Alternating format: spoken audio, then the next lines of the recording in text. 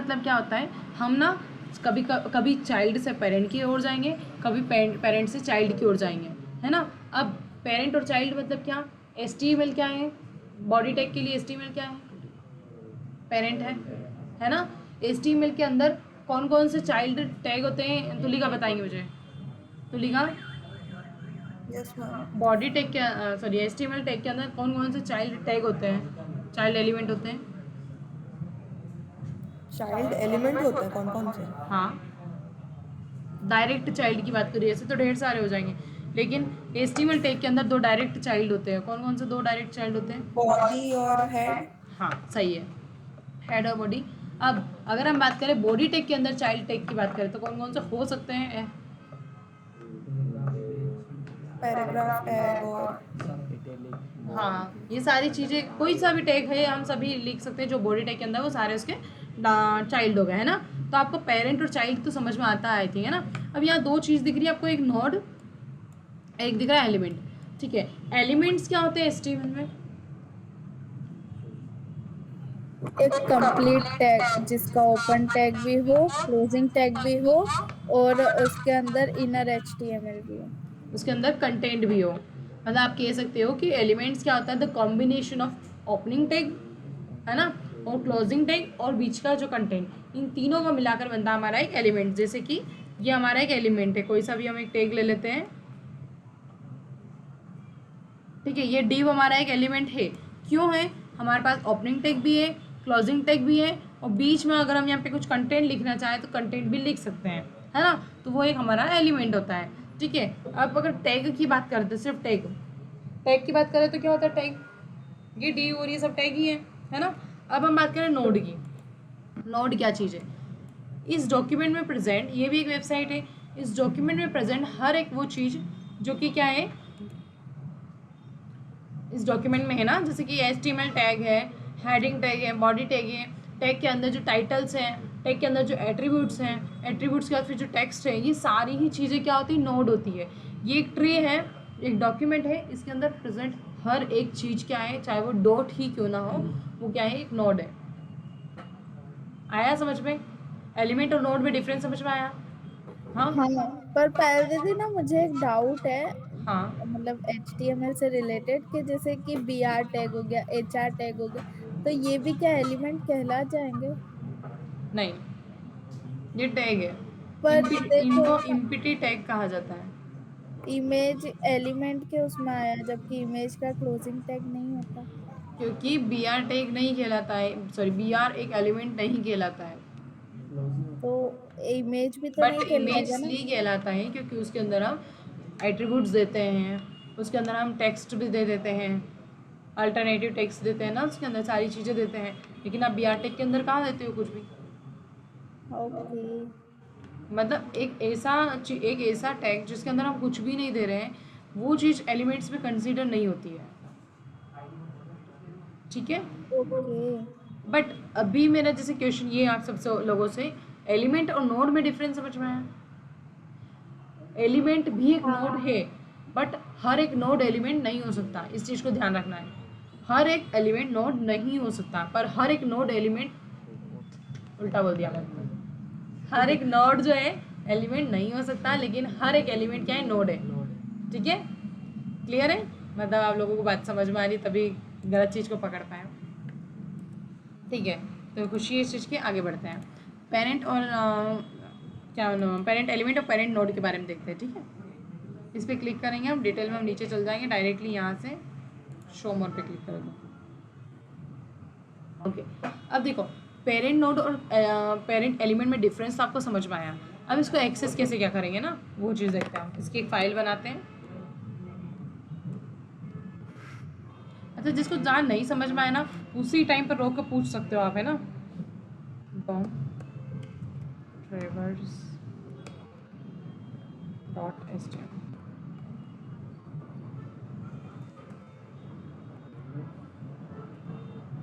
अब हम ट्रेवर्सिंग पढ़ रहे हैं ना, इसलिए मैंने ट्रेवर्स नाम दे दिया उसको, ताकि नाम से आपको पता चल जाए नेक्स्ट टाइम। अब देखो यहाँ एग्जांपल में हमने क्या किया है, एक तो डिव टैग लिया है और उसका एक पेरेंट टैग, मतलब सॉरी, एक डिव टैग लिया है जो कि एक पेरेंट टैग है, और उसका चाइल्ड कौन है, कोई भी नहीं है क्या? हाँ पैराग्राफ। अब जूम दिख रहा है सभी को? ठीक है। अब इसके अंदर ये जो इसका पेरेंट है, अब क्या ये एक एलिमेंट कह सकते हो आप कि नहीं है? क्या ये एक एलिमेंट है? क्या ये एक एलिमेंट है? कौन कौन बोल रहा है हेलो वर्ल्ड एक एलिमेंट है? नहीं है, पर एक नोड जरूर है। हेलो वर्ल्ड एक टैग नहीं है ना, है ना? हेलो वर्ल्ड जो सिलेक्ट कर रखा वो तो एक नोड हो सकता है, लेकिन वो एलिमेंट नहीं है। इसमें डिफरेंस समझ में आया।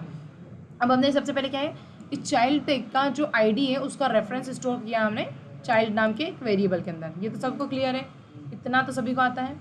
कोई ऐसा जिसको ये लाइन समझ में नहीं आई हो 13 नंबर की लाइन, तो बोल सकता है बेझिझक, बोलो। सभी को आ गया होगा ये तो, है ना? अब चाइल्ड यहाँ रेफरेंस हो गया।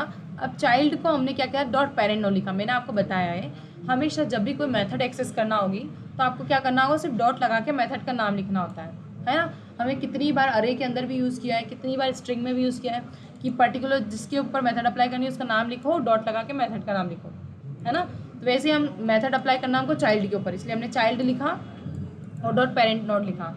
अब इससे होगा क्या, इस चाइल्ड के अंदर जितने, इस चाइल्ड के जो भी पेरेंट नोड है वो एक्सेस होकर आ जाएंगे। सपोज एग्जांपल देखते हैं हम। हाँ, पूरा का पूरा डी वोट के आ जाएगा। अरे ये फाइल नहीं है, एक मिनट, फाइल दूसरी रन हो रही थी, वो ये वाली है। ये देखो डॉम में आपको दिख रहा है पूरा का पूरा डी वोट के आ गया कंसोल में। ये कैसे आया है, क्योंकि हमने यहाँ पर कंसोल डॉट लॉग करके लिखा हुआ है child dot parent node. Child node, अब देखो इसकी रनिंग प्रोसेस समझते हैं। सबसे पहले हमारा डी असाइन हो गए, ठीक है। अब हमने यहाँ पर एक चाइल्ड नोड का रेफरेंस स्टोर कर लिया चाइल्ड के अंदर। ये कौन सा चाइल्ड है हमारा भैया, ये वाला चाइल्ड है, ओके, रेफरेंस आ गया। अब हम चाहते हैं कि चाइल्ड डॉट पेरेंट नोड लिखा। हम जैसे ही चाइल्ड डॉट पेरेंट नोड लिखेंगे, इससे क्या होगा, इस चाइल्ड का जो भी पेरेंट है वो पूरा उठ के आ जाएगा। इस चाइल्ड का पेरेंट कौन है, डिव है, तो ये पूरा का पूरा उठ के आ गया हमारा कंसोल में। क्यों आ गया कंसोल में, क्योंकि कंसोल डॉट लॉग किया हमने, ठीक है। किसी को कोई दिक्कत है क्या इसमें? नहीं है, ओके। नेक्स्ट हम देखते हैं, वहीं अगर हम बात करें चाइल्ड नोड के बाद में इसकी एग्जांपल्स और देख लेते हैं इसका।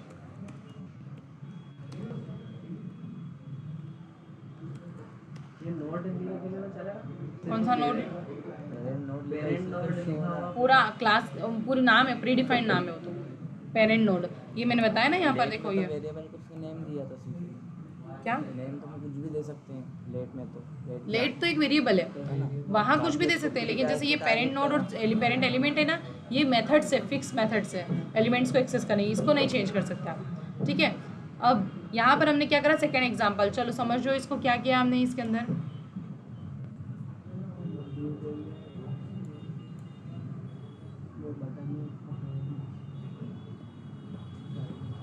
देखो क्या हो रहा है इसके अंदर, हमने लगाया यहाँ पर एक बटन जो कि डिव टैग के अंदर है। इस डिव टैग के बटन की आईडी को हमने लिया इसके अंदर, ठीक है।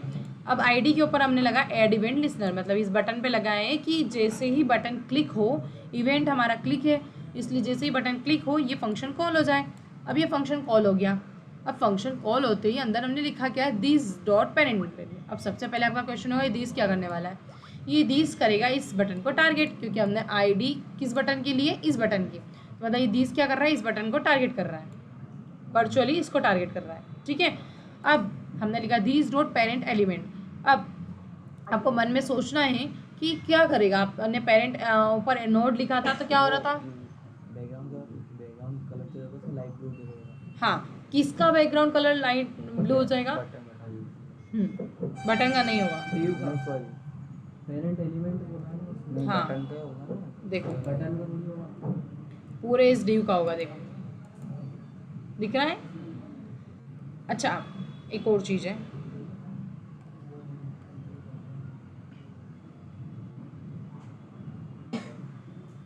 मैंने सुबह जो एग्जांपल दिया था उसमें से उठाती हूँ, आपको दिखाती हूँ। उसमें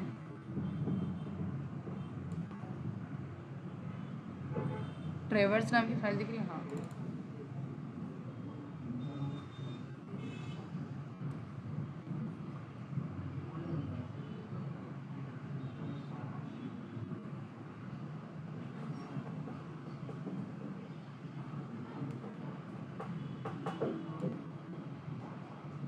कोई ऐसा है जिसको नींद आ रही है? आ रही है तो बताओ, मेरे पास बहुत अच्छा तरीका है। किसी को भी आ रही है क्या? साफ साफ बोल देना, कोई दिक्कत नहीं।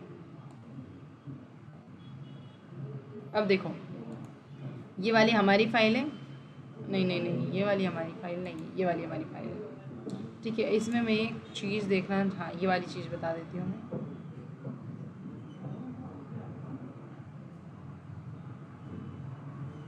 देखो, चलो डायरेक्ट इसमें बता देती हूँ।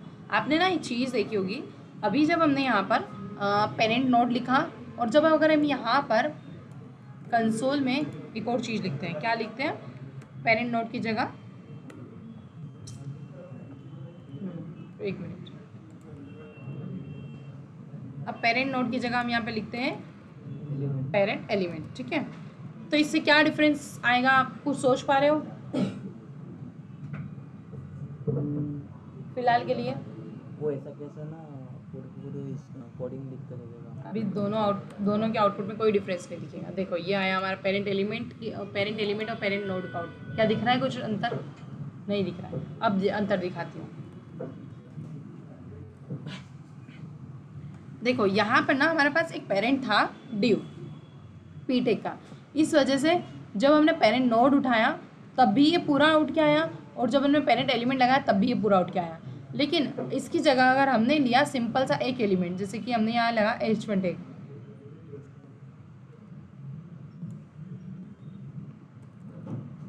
सपोज यहाँ ला हमने BR टैग लगा के लिया हमने एक H1 टैग। ठीक है, अब इस H1 टैग पर हम लगाते हैं, इसके नीचे लगा लेते हैं, सपोज यहाँ पर let head name equals to में ओके। अब देखो, यहाँ पर ना आपको ये देखना है कि इन सब में क्या डिफरेंस आएगा। हमने क्या किया है, आपको समझ में आ रहा है? हेलो मतलब H1 टैग लगाया, इसके अंदर हमने लिख दिया हेलो दिस इज पायल। इसके ऊपर मैंने क्या करा है, यहाँ पर एक वेरिएबल लिया है, H1 टैग जो दिख रहा है इसका रेफरेंस स्टोर कर दिया नेम नाम के वेरिएबल के अंदर, दिख रहा है ना? अब नेम नाम के वेरिएबल के ऊपर हमने एक बार लगाया पेरेंट नोड और पेरेंट एलिमेंट। क्या आउटपुट एक्सपेक्ट कर रहे हो आप लोग, क्या आना चाहिए? क्योंकि इसका तो कोई पेरेंट दिख ही नहीं रहा है हमें यहाँ पर। तो पेरेंट नोड है उसमें वो पूरा टैग सही वो उसके हाँ। टैग से दे देगा। देखो, H1 का पेरेंट टैग कौन सा, पहले तो ये देखो, बॉडी। हाँ बॉडी है ना। अब वो क्या हवा में थोड़ी लिखा हुआ है क्या? कहीं तो है, मतलब डायरेक्ट पेरेंट नहीं दिख रहा है तो क्या हो गया, लेकिन बॉडी है।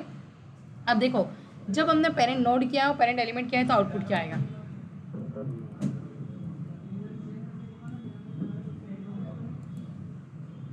क्या डिफरेंस दिख रहा है? हाँ, क्या होता है ये? त्रिशु तो ऐसा कर रहे, समझ में आ गया? त्रिशु आ गया? तो फिर कैसे बोल रहे? हाँ आ गया। क्या डिफरेंस लगा दोनों में, देख के? इसको लगा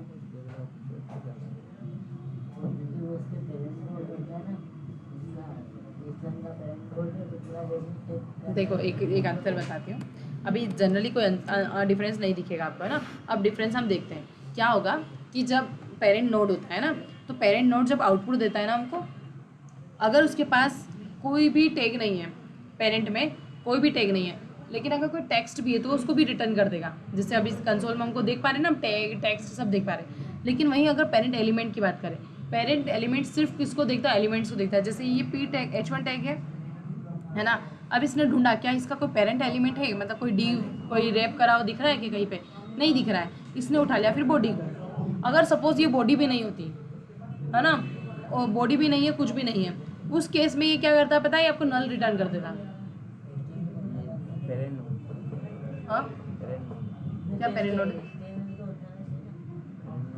सपोज बॉडी भी नहीं है, HTML भी नहीं है, कुछ भी नहीं है, उस केस में H1 का पेरेंट कौन है? डॉक्यूमेंट है, क्योंकि एक डॉक्यूमेंट है उसके अंदर ये सारे टैग चलते हैं, है ना? अब कुछ भी नहीं है और सिर्फ H1 हेडिंग डाल दी हमने, उस केस में H1 हेडिंग का पेरेंट कौन हो गया? कोई नहीं बचा उसका, सिर्फ एक डॉक्यूमेंट है जिसके अंदर वो सारी चीज़ें लिखी हुई है। देखो, सिनारियो को समझने की कोशिश करो, ये चीज़ भी आपके काम नहीं आएगी, लेकिन इंटरव्यू में पूछी जाती है कई बार, इस हिसाब से बता रही हूँ मैं। क्या होता है, पेरेंट नोड और पेरेंट एलिमेंट मैं डिफरेंस समझते हैं। पेरेंट नोड क्या, नोड मतलब कि डॉक्यूमेंट में प्रेजेंट हर एक चीज़ नोड है ना।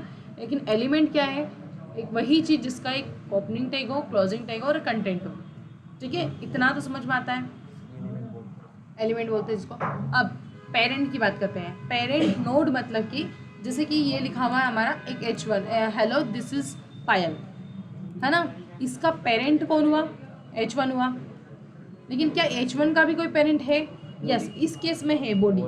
लेकिन इन केस अगर इस पूरी फाइल में कोई भी टैग नहीं है तो H1 का पेरेंट कौन हुआ, डॉक्यूमेंट ही हुआ। कोई है ही नहीं, कोई टैग है ही नहीं तो डॉक्यूमेंट हुआ। ठीक है, उस केस में जब पेरेंट नोड करेंगे हम तो हमको रिटर्न कर देगा डॉक्यूमेंट, कि डॉक्यूमेंट है इसका पेरेंट, है ना। लेकिन अगर हमने पेरेंट एलिमेंट लिखा, H1 डॉट पेरेंट एलिमेंट लिखा, तो उस केस में वो क्या रिटर्न कर देगा, नल, क्योंकि H1 का कोई टैग प्रेजेंट है ही नहीं। समझ में आ रहा है मैं क्या बताना चाह रही हूँ, आया। ठीक है, अगर कोई पेरेंट एलिमेंट है तो वो रिटर्न करेगा यस पेरेंट एलिमेंट है, और अगर नहीं है तो वो रिटर्न कर देगा नल। लेकिन पेरेंट नोड जो है वो कुछ भी होगा, एक डॉट भी लगा होगा ना तो दे देगा हाँ है, प्रेजेंट है इसको। ठीक है, थोड़ा बहुत भी समझ में आ रहा है क्या, है ना। ठीक है, इसके और एग्जांपल्स देखते हैं हम। देखो कोई भी चीज़ हो इनिशियल लेवल पे थोड़ा ऐसा लगता है कि पता नहीं क्या चल रहा है, फिर आ जाता है समझ में। क्या हुआ, हाँ स्टार्टिंग में करती है फिर हो जाता है। एग्जाम्पल 2 हमारा बैकग्राउंड कलर वाला। अच्छा मैंने बता दिया है शायद, है ना, अभी बताया जस्ट। ये समझ में आ गया था बैकग्राउंड कलर वाला एग्जाम्पल, हाँ।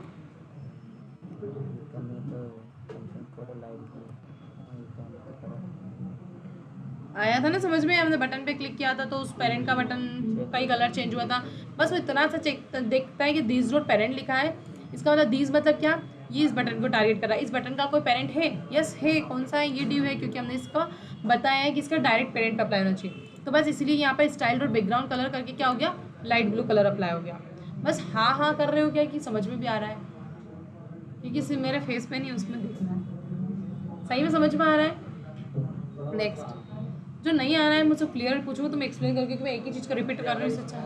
अगर मैं डायरेक्ट इसको बटन दे देता हूँ, कहाँ पे, और बटन जैसे नॉर्मली ड्यू टैग को हटा देते हैं उसी बटन दे रखी है, और अगर जावास्क्रिप्ट से टारगेट करता हूँ तो फिर दिस लगाना पड़ेगा।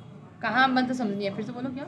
मेरा कहने का लिए जैसे मैंने ना बॉडी टैग के अंदर सिर्फ बटन दे रखी है और उसको आईडी देखकर जावास्क्रिप्ट में टारगेट कर दिया this dot parent element dot stacks वगैरह सब लगा, तो फिर भी दिस लगाना पड़ रहेगा क्या? नहीं, दिस कभी भी ओपनली टारगेट नहीं होता है, दिस किसी भी कर्ली ब्रेसेस के अंदर होना चाहिए। जैसे ये फंक्शन दिख रहा है, फंक्शन के अंदर है ना, ऐसा आप डायरेक्टली दिस लिख के कहीं पे भी, जैसे यहाँ डायरेक्ट हाँ लिख दिया आपने दिस डॉट, हाँ दिस डॉट एलिमेंट लिखोगे ना, देखो तो आपको दिख रहा है कि मतलब किस तरह की उसका टेक्स्ट का कलर दिख रहा है, उसका कोई सेंस नहीं, वो फंक्शन के अंदर ही टायर। फंक्शन के अंदर कोई चीज़ उसको टारगेट करेगा। अरे एक मिनट, क्या हो गया है ना।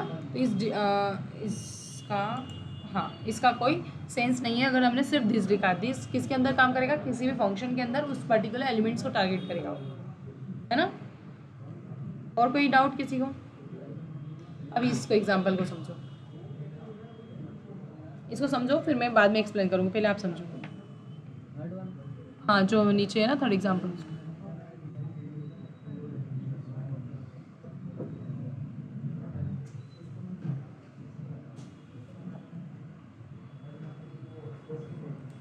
तो लिखा समझ में आ रहा है, तो लिखा यस मैम, कुछ भी समझ में आ रहा है या नहीं। यस मैम, थोड़ा थोड़ा आ रहा है। ओके, अगर जैसे ज़्यादा ऐसा लग रहा है ना बिल्कुल ऊपर जा रहा है तो बोल सकते हो, बट ऐसा है ना कि आपने क्लासेस मिस की है तो डायरेक्ट थोड़ा मतलब पूरी तरह से आना तो पॉसिबल है नहीं। हाँ मैम, थोड़ा थोड़ा तो आ रहा है अभी। मैम कल क्लासेस रहेंगी क्या? हाँ कल क्या है, कल वो बाकी जगह छुट्टी है ना स्कूल कॉलेजेस में। किस,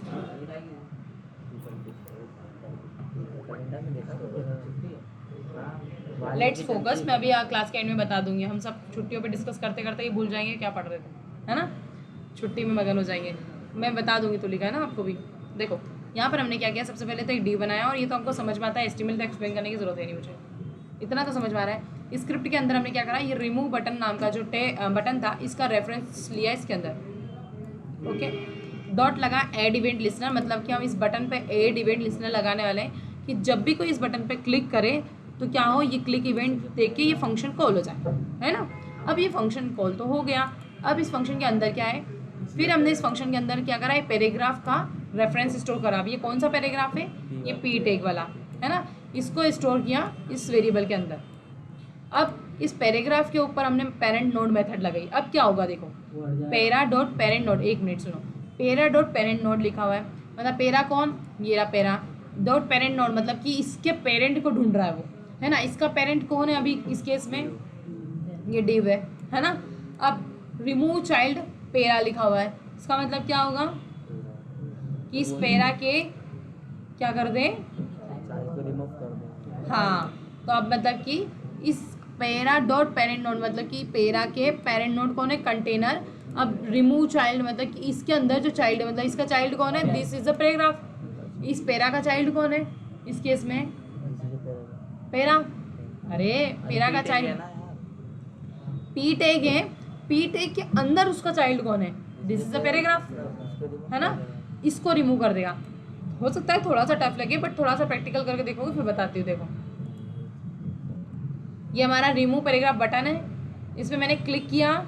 इमेजिनरी कोशिश करोगे समझने की कि एडिवेट लिस्नर के बाद क्लिक लिखा था, क्लिक करते ही क्लिक हो गया फंक्शन कॉल, और फंक्शन कॉल करते ही पैराग्राफ रिमूव हो गया, है ना। ये फंक्शन कॉल हो गया और ये पेरा वाला इसने टारगेट किया और ये फंक्शन रिमूव हो गया, सॉरी ये पैराग्राफ रिमूव हो गया। ये रहा, दिस इज अ पैराग्राफ। आया समझ में, नहीं आया, हाँ ना, क्लियर बोलो, एक की यू हिल रही है, की यू हिल रही है, की यू हिल रही, क्या चल रहा है, नहीं आया, फिर से समझते हैं। इतना तो आया होगा समझ में। ये तो HTML है ना। अब स्क्रिप्ट टैग के अंदर document dot gate element by ID समझ में आया होगा, इतना समझ में आया कि ये रिमूव बटन हमने आईडी लिखी है ना। उसके बाद डॉट इवेंट लिस्नर हमने मेथड लगाई है, किसके ऊपर लगाई है भैया, हमने इस बटन के ऊपर लगाई है ना। इतना समझ में आया। अब इसने जब प्रोग्राम रन किया तब देखा कि ऐड इवेंट लिस्नर लगाया, अच्छा ये कोई इवेंट परफॉर्म करवाने वाले हैं। अब इवेंट के अंदर इन्होंने आके जाके देखा कौन सा इवेंट है, क्लिक इवेंट है, ठीक है। क्लिक इवेंट पे मतलब कि क्लिक करते ही क्या होना चाहिए, ये फंक्शन कॉल होना चाहिए, हो गया फंक्शन कॉल। अब फंक्शन कॉल होने के बाद अंदर क्या होना चाहिए, फिर से हमने क्या करा, एक पैराग्राफ है उसको क्या करा, हमने एक रेफरेंस स्टोर करा किसके अंदर, पैरा नाम के वेरिएबल के अंदर। अब पैरा नाम के वेरिएबल के ऊपर हमने लिखा पेरेंट नोड, मतलब पेरा का पेरेंट नोड कौन है, हाँ, अरे चाइल्ड हो तो, हाँ ठीक है। पेरा का पेरेंट नोड कौन है, ये कंटेनर है, ठीक है। इसके अंदर जो हमको चाइल्ड है वो कौन सा है, पेरा का। देखो सिंपल सा हम ये बताते हैं कि जो पेरा है इसका पेरेंट नोड कौन है, कंटेनर है, हाँ है ना। फिर ये बोलता है कि इस अच्छा ठीक है, इसके रिमूव चाइल्ड कर दो, किसका चाइल्ड रिमूव करना है, पहले तो ये चेक कर रहा है, पता है क्या चेक कर रहा है कि जो पेरा है क्या पेरेंट नोड है इसका, अरे हाँ, पहले तो ये चेक कर रहा है क्या पेरा जो है क्या इसका पेरेंट नोड है, हाँ है, ठीक है, कर लिया इसने चेक। उसके बाद फिर इसने बोला रिमूव चाइल्ड, मतलब किसका रिमूव चाइल्ड करना है, इस पेरा नाम के पैराग्राफ का चाइल्ड रिमूव कर दो। अब पेरा के अंदर क्या चाइल्ड है हमारे अंदर पास, दिस इज अ पैराग्राफ, ये एक चाइल्ड है, तो ये क्या हो गया, रिमूव हो गया। अब समझ में आया प्रोसेस क्या चल रही है, जैसे हमने क्लिक किया रिमूव हो गया, आ गया, है ना। इज दैट क्लियर, कोई और है जिसको नहीं समझ में आया, कोई डाउट, आ गया, आगे बढ़ते हैं। अब जैसे हमने पेरेंट नोड पढ़ा है और पेरेंट एलिमेंट पढ़ा, जस्ट उसका अपोजिट पढ़ेंगे हम चाइल्ड नोड और चाइल्ड चिल्ड्रन। अब पता है यहाँ पर चिल्ड्रन क्या चीज़ है, जो काम यहाँ पर पेरेंट एलिमेंट करता है सेम काम करेगा वहाँ पर चिल्ड्रन, और जो वहाँ पर पेरेंट नोड कर रहा था वो काम करेगा यहाँ पर चाइल्ड नोड्स, ठीक है। अब देखते हैं, अभी इसको आप पढ़ो तो आपको एज इट इज समझ में आ जाएगा कि कर क्या रहे हैं।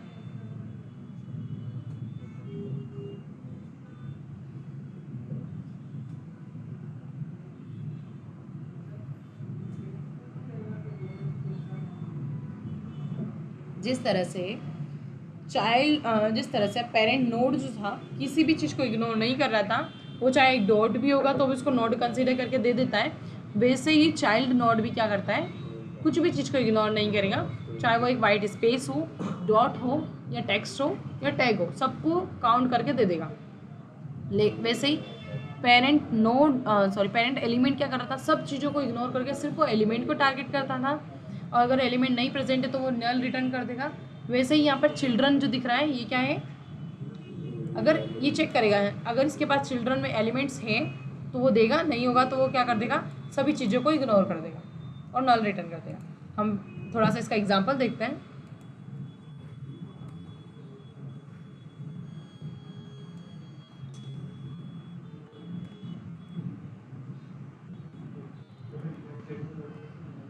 अरे 1 मिनट, हाँ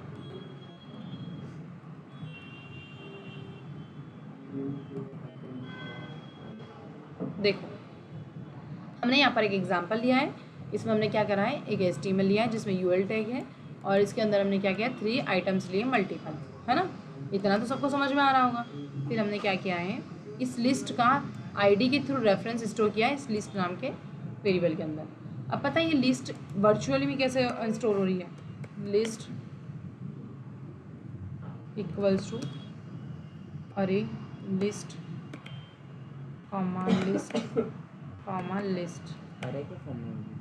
हाँ वर्चुअली, ये वर्चुअल में कमेंट कर दूंगी इसको, इन द प्रोसेस बता रही कि कैसा होगा ये, मतलब ये जो क्या हुआ, जब हमने लिस्ट इसको स्टोर किया ना इसके अंदर, तो ये सिर्फ लिस्ट ही स्टोर नहीं हुआ, इसके अंदर के जो चाइल्ड एलिमेंट्स थे ना ये भी स्टोर हो गए इस लिस्ट के अंदर, और वो किस फॉर्मेट में स्टोर हो गए, अरे के फॉर्मेट में, दिख रहा है ना, ये वर्चुअली है ना, ये आपको दिखेगा नहीं यहाँ चलता हुआ, ये वर्चुअली बता रही हूँ कि जब भी हम किसी पेरेंट टैग का रेफरेंस स्टोर करते हैं इसके अंदर, तो इसके जो चाइल्ड है वो किस फॉर्मेट में स्टोर हो जाते हैं, अरे के फॉर्मेट में, ठीक है। अब नीचे क्या किया हमने, कंसोल डॉट लॉग किया है, ये तो एक स्ट्रिंग है जो कि लिख दिया हमने टोटल चिल्ड्रन, हम यहाँ पे total children on my class, sorry in my class कुछ भी लिख सकते हैं, एनीथिंग टेक्स्ट है तो कुछ भी लिख सकते हैं, है ना। अब यहाँ पर हमने क्या करा, लिस्ट लिखा, लिस्ट क्या चीज़ है भैया, ये वाली लिस्ट जो था वही लिखा हमने, यहाँ पर डॉट चिल्ड्रन लिखा है और डॉट लेंथ लिखा है। अब ये क्या चीज़ करेगा, इसके अंदर डॉट लेंथ, आपको पता है अरे के ऊपर डॉट लेंथ मेथड से क्या आता है, उसकी लेंथ वाला होगा। हाँ, तो अभी यहाँ पर ये एक अरे बन गई है, तो डॉट लेंथ से क्या होगा, इसका आउटपुट 3 आने वाला है। क्यों आने वाला है, देखो लिस्ट देख रहा है, लिस्ट क्या चीज़ है भैया, देख लिया इसने, लिस्ट ये है, इसका रेफरेंस ये है, मतलब कि लिस्ट ये क्यूएल टैग है। उसने फिर बोला डॉट चिल्ड्रन, मतलब कि इसके अंदर के सारे चिल्ड्रन, मतलब कि 3 चाइल्ड, ठीक है। फिर हमने लगाया डॉट लेंथ, मतलब कि इसके ऊपर जो अरे बन गई है इसकी लेंथ कितनी है, 3 है, एलिमेंट्स इसका आउटपुट क्या आ जाएगा, 3 आ जाएगा। देखो 0 1 2 आएगा, नहीं, आपको याद है इंडेक्सिंग स्टार्ट होती है 0 1 2, लेकिन जब हम लेंथ काउंट करते हैं अरे की तो आइटम स्टार्ट होते हैं 1 2 3। आप सोचो एक अरे में 10 आइटम स्टोर है, तो आप 0 1 2 3 कैसे बोलोगे, 10 आइटम स्टोर है मतलब 10 स्टोर है, लेकिन वही फर्स्ट नंबर का जो आइटम स्टोर होगा वो 0 नंबर के इंडेक्स पे होता है। इंडेक्सिंग स्टार्ट होती है 0 से, लेकिन जब काउंटिंग स्टार्ट करते हैं हम 1 2 3 स्टार्ट करेंगे। अगर आप सोचो इस बोला इस रूम के अंदर कितने पर्सन बैठे हैं तो कैसे गिनोगे, 0 1 2 3 ऐसा तो नहीं गिनेंगे अपन, कैसे गिनेंगे 1 2 3 4। वैसे ही अरे के अंदर के एलिमेंट्स भी कैसे काउंट होंगे 1 2 3 4, ठीक है। तो ये वर्चुअली काउंट होता है डॉट लेंथ की हेल्प से, मेथड पढ़ाई है मैंने उसकी हेल्प से। अब ये देखो यहाँ पर 3 दिख रहा है, ये कौन सी इन आइटम्स को काउंट करके बताया हुआ है इसने, क्या समझ में आया, क्लियरली बता दो, आया नहीं आया। हेलो दीदी, हाँ एक बार वहाँ पे चाइल्ड नोट लिखो ना चिल्ड्रन की जगह। कहाँ पर, इसी का ना, इसका हाँ। हाँ लिखते हैं, 1 मिनट,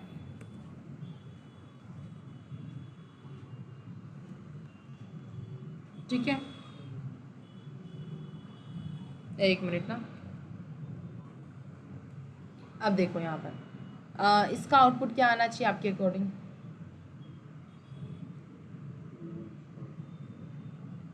टेक्स्ट को भी काउंट करेगा ये।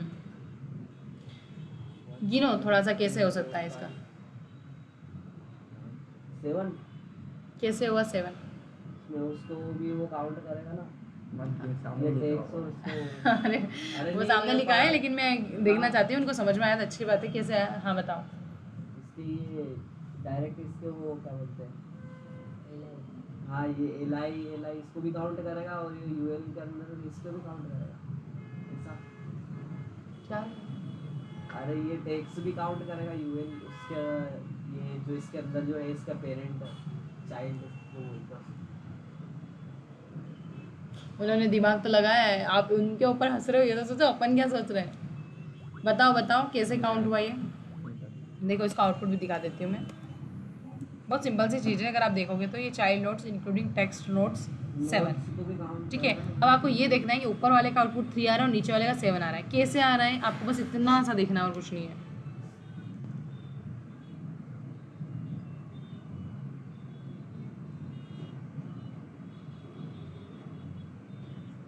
पायल दीदी नहीं आया समझ। एक मिनट बताती हूँ, पहले सबका हो जाए।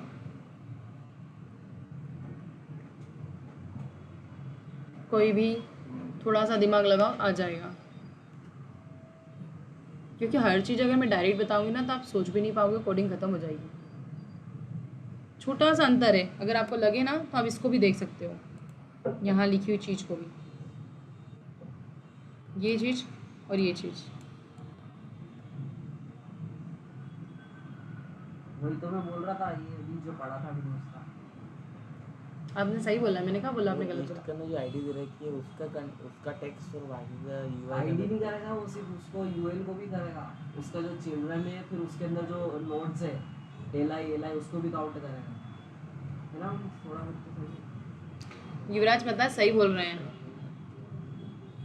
नहीं वो मेरे को उसकी बात समझ में आ गई है, बट मैं वो काउंट कर रही हूँ ना तो मुझे 7 नहीं होता। ठीक है युवराज, काउंट करके दिखाओ। हाँ UL1 फिर LI2 फिर LI3 फिर LI4 फिर इसके अंदर के नोट्स आइटम 5 आइटम 2 6 आइटम 3 7। सही बोला ना? सही बोला, मैंने कहा मैंने आपने गलत बोला। नोट्स इसके मत ओके ओके, मैं ये कंसिडर कर रही थी कि ओपनिंग टैग और क्लोजिंग टैग दोनों को देख रही थी। नहीं नहीं नहीं, अच्छा अब बताओ चलो, और कौन बताना चाहेगा? बताओ, मैं कोई डंडा लेके थोड़ी बैठी हूँ क्या कि गलत बताया तो बिल्कुल हो जाएगा। युवराज ने देखो हिम्मत की और उन्होंने बताया, और सही बताया उन्होंने। आप लोग हंस रहे थे लेकिन उन्होंने सही बताया है। नहीं समझ में आया क्या? यूएल टेक को भी काउंट करा, एलआई को भी करा, उसके साथ में एलआई को जो चाइल्ड है ना उसको भी काउंट करा। चलो युवराज एक बार और काउंट करके बता दो, नहीं आएगा तो मैं बताती हूँ। पर फिर पायल दीदी इसने आईडी को कंसिडर क्यों नहीं किया? एक मिनट, हाँ बोलो। आप बोल रहे हो ना, वो तो पूछ रहे क्वेश्चन।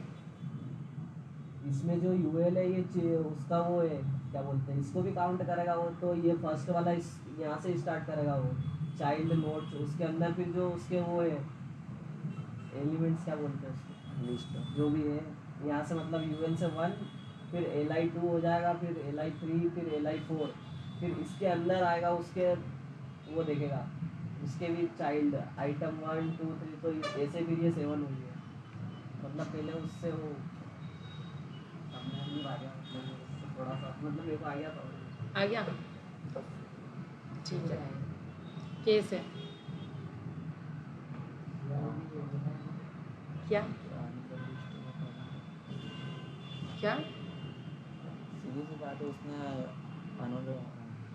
हाँ यूएल बोलो। टेक को भी उसने काउंट करा, तो लिस्ट मतलब इसकी जो यूएल टेक की जो चाइल्ड है उसको लिस्ट टेक को भी काउंट करा, और उसके बाद लिस्ट टेक के अंदर जो चाइल्ड है ना आइटम्स 1 2 उसको भी काउंट करा। आया समझ में? अब बोलो योगिता, क्या दिक्कत है? ये एट्रीब्यूट्स को काउंट नहीं करता है क्या? तो यहाँ एट्रीब्यूट कहाँ है एल टेक के अंदर? यूआई के अंदर तो है ना, यूआई को काउंट कर रहा है तो फिर एट्रीब्यूट वो यूआई नहीं है, वो यूएल टैग है। अरे यूएल यूएल के अंदर भी तो एट्रीब्यूट है। देखो हमने लगाया किस पे, लिखा लिस्ट डॉट चाइल्ड नोट्स, ठीक है। तो लिस्ट की चाइल्ड नोट्स पे काउंट करेंगे हम, चाइल्ड ये इस पे काउंट करेंगे, ना कि इसके ऊपर आईडी के ऊपर। तो फिर यूएल को क्यों करा? अरे तो यूएल, अब देखो लिस्ट क्या है, लिस्ट क्या है? हैं? अरे लिस्ट ये है ना, पेरेंट नोड हमारा, इसकी बात कर रहे हैं हम, और इतनी जल्दी भूल गए।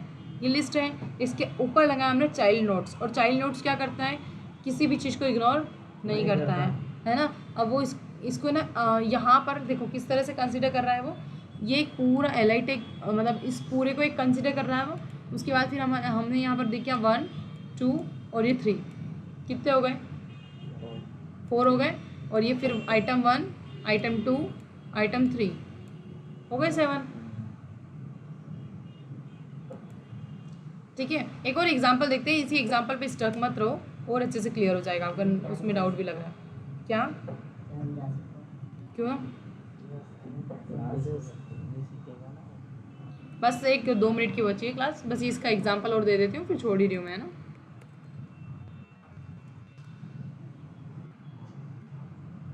मुझे नहीं पता एग्जाम्पल की गिनती क्या रखती है मैंने उसके अंदर, चलेगा, उसको मत देखो। यहाँ देखो आप, समझो एग्जाम्पल, समझो फटाफट क्या किया हमने यहाँ पर।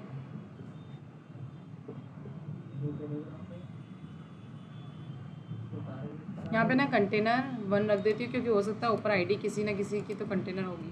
ठीक है, देखो हमने क्या किया है, सबसे पहले एक डिव लिया है, इसके अंदर 2 चाइल्ड नोड दिख रहे हैं हमको, दिख रहे हैं 2 चाइल्ड एलिमेंट्स, है ना। अब हमने यहाँ क्या किया है, इस कंटेनर का रेफरेंस स्टोर किया है इस कंटेनर नाम के वेरिएबल के अंदर। इतना तो सबको क्लियर होगा। अब इस कंटेनर के अंदर हमने लगाया .children 0। 0 मतलब कि मैंने आपको बताया कि ये चिल्ड्रन किस तरह से स्टोर हो गए हैं, एक अरे के फॉर्मेट में, और 0 नंबर के इंडेक्स पर जो आइटम है उस पर ये कलर अप्लाई होगा रेड। तो ये 2 आइटम्स स्टोर हो गए 1 और 2, 2 है। 0 नंबर के इंडेक्स पे आइटम स्टोर होगा ये, और 1 नंबर के इंडेक्स पे आइटम होगा स्टोर ये। तो रेड कलर किस पे लगेगा, इस पे या इस पे, फर्स्ट पैराग्राफ पे। वेरी गुड, तो ये इस पे अप्लाई हो गया फर्स्ट पैराग्राफ, ये रहा, दिख रहा है नीचे। आया समझ में? इसका एक और एग्जाम्पल देख लेते हैं। सीरियसली आ रहा है या नहीं आ रहा है, जैसा भी हो आप क्लियर बोल दो। देखो कोई भी चीज़ हो ना इनिशियल लेवल पे से रखते, अब इस एग्जाम्पल को आप वापस से बैठ के देखोगे ना तो फिर से समझ में आएगा। इसको देखो, इसमें क्या है, ये ना 4 ऑफ लूप है, याद है आपको 4 ऑफ लूप कहीं पे लगता है, अरे पे लगा देते हैं हम लोग। हाँ, कुछ धुंधला धुंधला से याद हो तो पढ़े हैं 4 ऑफ लूप, है ना। अभी किस पे लगा, देखो सबसे पहले हमने क्या करा, ये एक यूएल टैग लिया है, इस यूएल टैग के अंदर मल्टीपल चाइल्ड एलिमेंट्स है, इसका हमने एक मेन्यू नाम के आईडी से रेफरेंस स्टोर करा इस मेन्यू नाम के वेरिएबल के अंदर। ये मेन्यू आईडी दिख रही है ना, इसका रेफरेंस स्टोर कर लिया इसके अंदर। अब इस मेन्यू के अंदर ना एक अरे बन गई है, आपको पता है मेन्यू के अंदर क्या बन गया है, एक वर्चुअल अरे। ये ना अरे ऐसा नहीं है कि आपको दिख जाएगी LI LI LI, ठीक है, इस तरह से एक अरे बन गई है, वर्चुअल अरे, है ना। अब इस वर्चुअल अरे पे समझ लो कि ये 4 ऑफ लूप चलने वाला 1 by 1, और 1 by 1 इस LI टैग के जाएगा, LI टैग के अंदर के टेक्स्ट को रीड करेगा और कर देगा कंसोल। ठीक है, क्यों करेगा, क्योंकि हमने लिखा है child dot inner text. Inner text से हम क्या करते हैं, टेक्स्ट को रीड करते हैं ना, याद है ना। तो हमने यही करा है चाइल्ड डॉट इनर टेक्स्ट, मतलब कि ये 1 by 1 गया चाइल्ड। देखो सबसे पहले हम इस, अब ऊपर भूल जाओ, इस अरे पे क्या कर रहा है, 4 ऑफ लूप चल रहा है। ठीक है, सबसे पहले क्या हुआ, मेन्यू डॉट चिल्ड्रन, मतलब कि इस मेन्यू के ऊपर अंदर जो चिल्ड्रन है इस पर गया। अब LI के अंदर सबसे पहला चाइल्ड आ गया, मतलब LI आ गया सबसे पहला, और इस LI के अंदर क्या स्टोर है, होम स्टोर है, तो इनर टेक्स्ट से होम आ गया। देखो यहाँ पर आउटपुट में हम देखें, देखो दिख रहा है ये होम। फिर दूसरी बार लूप चला, अबाउट आ गया, तो ये अबाउट आ जाएगा यहाँ पर। तीसरी बार लूप चलेगा, कॉन्टेक्ट आ गया, तो ये कॉन्टेक्ट आ गया इसके अंदर, है ना। तो ये थोड़ा सा लूप्स का कॉन्सेप्ट है, लूप्स में भी आप पढ़ोगे तो और अच्छे समझ में आ जाएगा। क्या ये चीज़ समझ में आई, कोई इशू इसमें? ठीक है, आज के लिए इतना इनफ है आई थिंक। अपन इसके आगे का नेक्स्ट सिबलिंग और ये बाद में देख लेंगे, है ना। और जितना भी अभी तक पढ़ाया है ना वो सारा रिवाइज कर लेना, जितना जिसका छूटा है डोम में वो कवर कर लेना, जिसको डाउट हो वो आगे पूछना ज़रूर, क्योंकि मुझे कैसे पता चलेगा कि आपको डाउट्स हैं, है ना।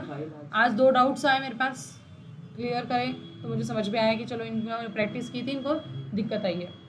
तो इशू मुझे आपकी भी कुछ तो फाइल चाहिए, अब बहुत टाइम से कुछ नहीं आ रहा है पर ग्रुप में।